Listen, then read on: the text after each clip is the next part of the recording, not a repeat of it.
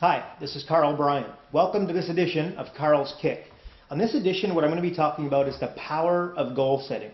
Now look, I'm not going to be the first or the last person to tell you the power of goal setting, but I will tell you this. Harvard University did a study in 1957. In that study they found that 4% of the graduating class had clear, attainable, written goals for their future. They revisited that same class 20 years later. 1977, and what they found is that the 4% with the clear and articulated written down goals had achieved more in financial terms than the other 96% combined. This is pretty powerful stuff. So what I say is write it down on a napkin. Whatever it is that you want to see in your future, write this stuff down, because what you're now doing is downloading it from in between your ears into the real world. Okay, and now you've got a chance of moving forward with it. You got to schedule it to make it real, right? Otherwise, it's just a dream. So again, you got to schedule this stuff. So essentially, the way you do that is by writing it down.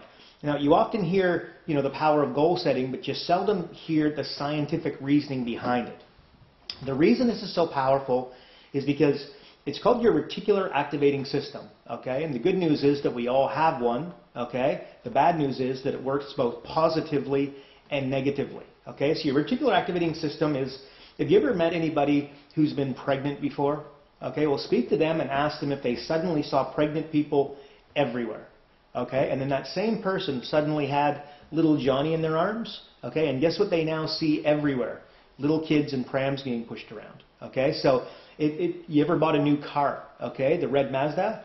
You didn't see any of these things before you bought the car and you were looking at the brochure. Suddenly you pay the money, you put the keys in the car, you drive it off the parking lot, and one goes scooting by in front of you, and the other one passes you on the other side of the car. Okay, it's remarkable, and it happens for everybody. But this is basically your reticular activating system. And my question to you is, what do you have at the forefront of your mind? Okay, and again, is this stuff positive or is this stuff negative? You need to make sure that you control those thoughts. So the game plan here, what I'd like to do is I'd like you to write down 5 short-term, 5 medium-term, and then 5 long-term goals for your future. Okay, but let's start with the short-term.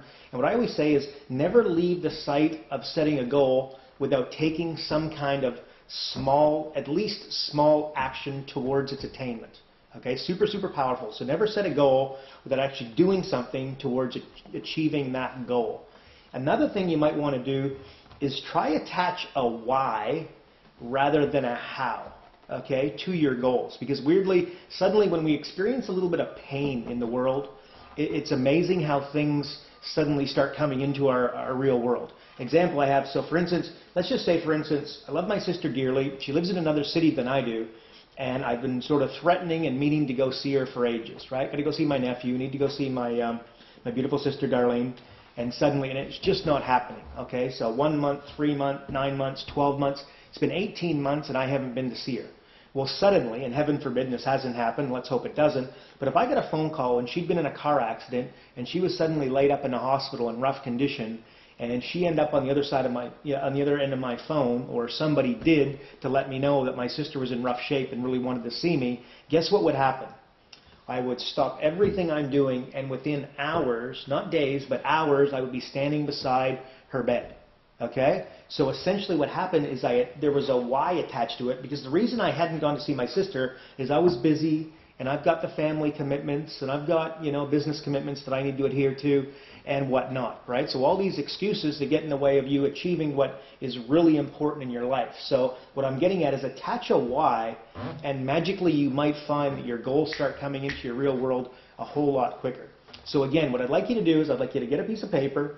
Again, it can be a napkin, doesn't matter, but I'd like you to write down exactly what it is that you'd like to accomplish short term. So how about we send 5 thank you cards to our best clients? How about we form a joint venture with somebody who's already predisposed or already doing business with the target market and the people that we would ultimately like to be doing business with? How about we send flowers to a loved one? How about we make a couple phone calls from, friends in our past we've lost touch with that we keep thinking we should get, basically get back in touch with?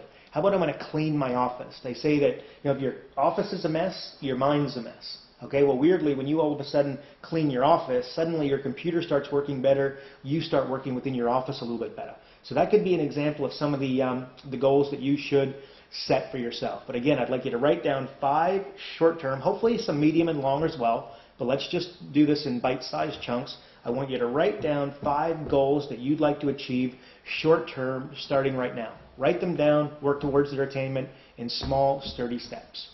Thanks so much. That's this edition of Karl's Kick on goal setting. I look forward to seeing you next time.